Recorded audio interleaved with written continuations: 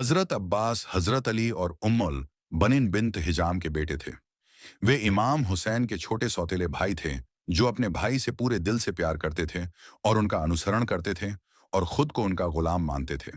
वे एक प्रसिद्ध योद्धा, एक मजबूत व्यक्ति थे, जिन्होंने हजरत अली के साथ तब भी लड़ाई लड़ी थी जब वे केवल 12 वर्ष के थे।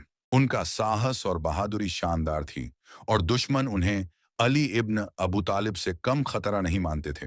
हजरत अब्बास ने इमाम हुसैन के जीवन के सभी अच्छे और बुरे पलों में उनका साथ दिया, और जिस दिन इमाम हुसैन को उनकी सबसे ज्यादा जरूरत थी, मुहर्रम के 10वें दिन 61 ईस्वी में करबला की बंजर जमीन पर, करबला की लड़ाई में अब्बास हुसैन की सेना के ध्वजवाहक थे, और आमने सामने की लड़ाई उन दिनों का आदर्श में कोई भी अब्बास को नहीं हरा सकता था।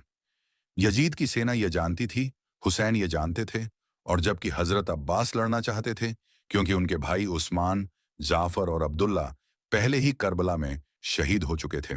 लेकिन हुसैन युद्ध करने के लिए यहाँ नहीं थे। वह न्याय, सम्मान और उन सिद्धांतों की रक्षा के लिए खड़े थे जिनकी नींव उनके दादा पैगंबर मोहम्मद से ने रखी थी।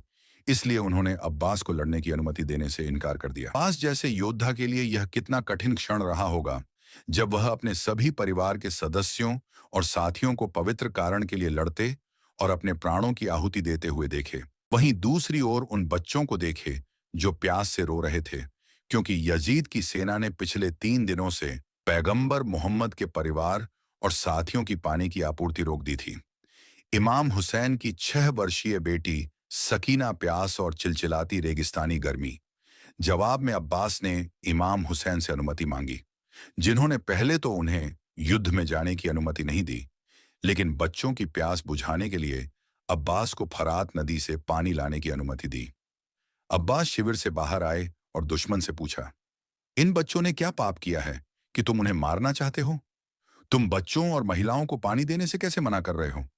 ये शब्द सुनकर सैकड़ों दुश्मन सैनिकों ने अब्बास पर चारों तरफ से हमला कर दिया। अब्बास ने हैदर करार की भावना और ताकत से हमले को पीछे धकेल दिया, और दुश्मन सैनिक भाग खड़े हुए। अपनी तलवार से दुश्मन को पीछे धकेलते हुए अब्बास फरात नदी के किनारे पहुंचे।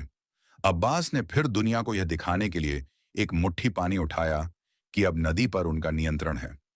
उन्होंने चमड़े के थैले में पानी भरा और इमाम हुसैन के शिविर की ओर चल पड़े।